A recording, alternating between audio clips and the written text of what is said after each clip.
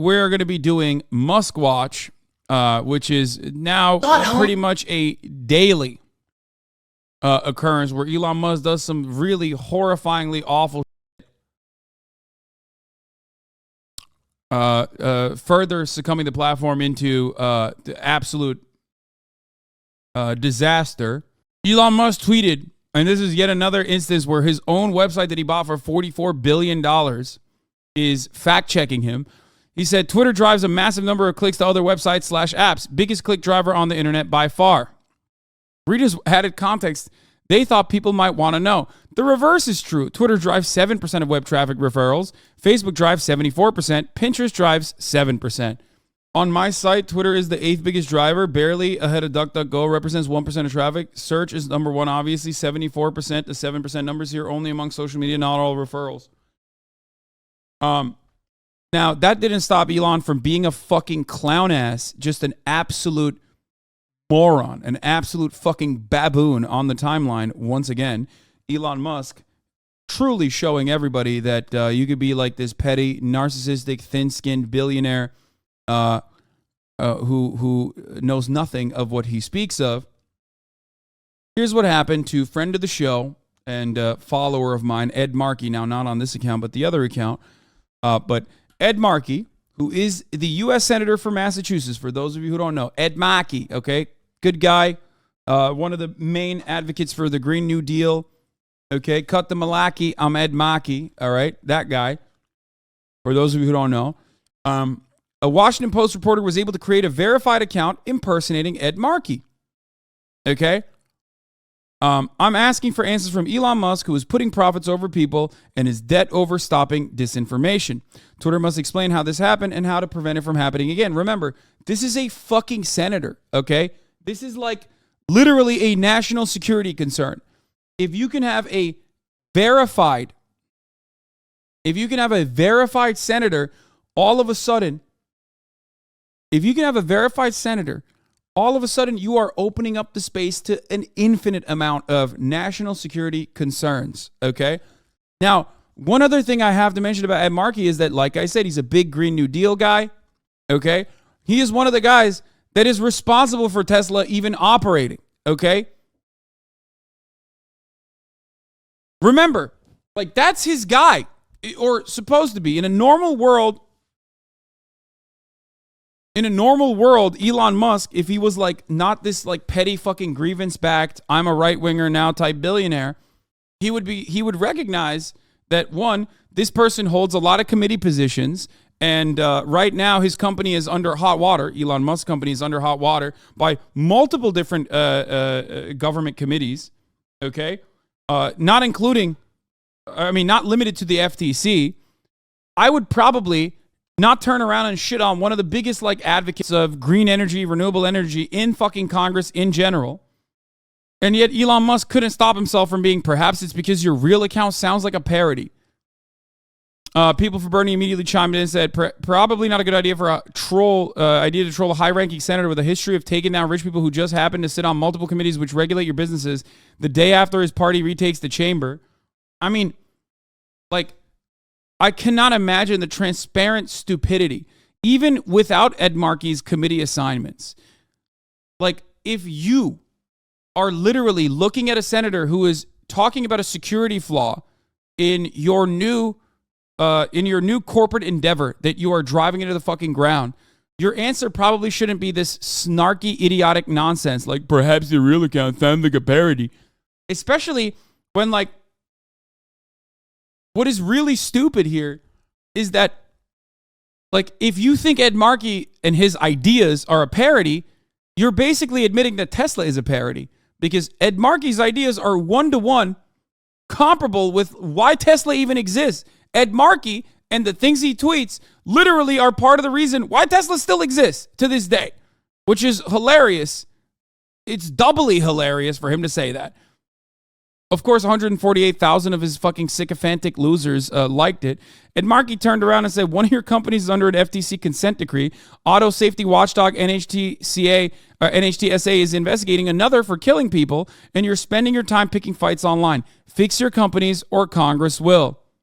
Just an absolutely horrifyingly idiotic. Wait, Elon did not do that. What? No fucking shot. Oh, that's fake. It's Leon. Of course it's fake. That's a fake tweet. It's Leon. They do this shit all the time. Anyway. Mind-boggling that Elon Musk is like this intent on fucking absolutely eviscerating the bag and making a fool of himself openly like this, okay? Elon replied to the people for Bernie saying it would be an abuse of power. Why would it be an abuse of power? Are you suggesting the senator will abuse his political power to attack me? That's what he said. Why does your PP have a mask? Are you suggesting you're above the law? That's a good take. No, it's real and he's been deleting the footage from Twitter. No, I know the footage is real. I didn't know that Elon Musk had actually fucking tweeted it, but I don't think he did. This motherfucker, dude, billionaires are so brazen and so comfortable being above the law that they consider congressional action to be abuse of power. I wish, dude. I fucking wish, dude. I wish we were doing some accountability in the government. Jesus Christ, you know, CCP style. Regulate this shit.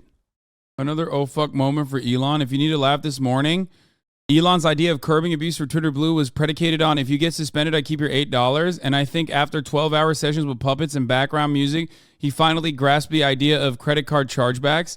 Speaking from my own experience, the experience of every online creative who's had to endure not only motherfuckers fraudulently requesting chargebacks, but resulting fees from those chargebacks, I hope Twitter is drowning in lost income today.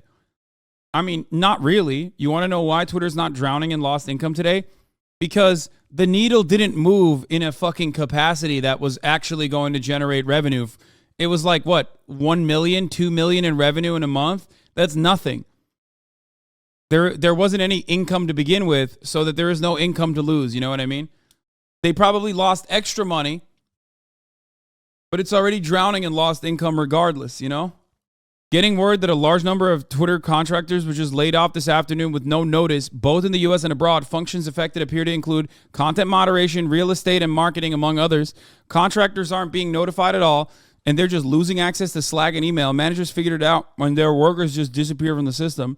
They heard nothing from their leaders. One manager just posted in Slack, one of my contractors just got deactivated without notice in the middle of making critical changes to our child safety workflows. That's awesome. I'm a contractor and your reporting is accurate. I just learned I was laid off by reading your tweets and then trying to log in to Slack and email and realized it was all gone. Update, company sources tell me that yesterday Twitter eliminated another 4,400 to 5,500 contracted employees, with cuts expected to have significant impact on content moderation and the core infrastructure services that keep the site up and running. Apparently in India, this is what's happening to Twitter. Twitter fires more than 90% of India staff, leaving just a dozen. I'd like to apologize to Twitter for being super slow in many countries. App is doing 1,000 poorly bashed RPCs just to render a home timeline. Just keep tweeting through it, man. Keep tweeting through it, brother. You're going to get through it. Except, no, you're not. Which is crazy because, like, you're not eliminating redundancy at that point. You're just, like, eliminating a functioning website. And I don't think he's understanding that. And if he kills it, he kills his own fucking... If he files Chapter 11, okay? If he files for Chapter 11 bankruptcy, like, remember, this is a $44 billion previously publicly traded company that he bought way overpriced. He had to fucking... he had to leverage his pre-existing stocks in Tesla to be able to get that loan. Banks are already selling his debt at 60 cents on the fucking dollar. All this will do is just ruin both Twitter, which is a platform we all use, right? Which fucking sucks. But this will also ruin his Tesla stock too. Because a lot of Elon's shtick relies on what is known as a keyman clause. Now, obviously, all these companies would be probably better off if Elon Musk wasn't running them. Let's be real. Okay? But the keyman clause indicates that, like, when Elon Musk is in a state of disarray, his stocks will also suffer. Every single one of his companies are run this way. And it's when the going is good, right? When the market is responding in the most insane way possible to Elon Musk's transparent lies of like, I don't know, building fucking dancing humanoid robots or a cyber truck that will fully, it will come out, okay, eventually, for sure, one day. Or you know, replaceable batteries or universal charging stations or any number of things that he fucking claims is going to happen. When those things don't actually happen, it doesn't really matter because, like, people don't even remember those things not happening. They only remember the new thing Elon Musk is making people focus on, you know, since day one, including the Tesla Roadster, for example. Exactly. But when Elon Musk's charitability and his and the good-natured reception that he gets frequently from everyone in the market goes away, that destroys all of his fucking companies.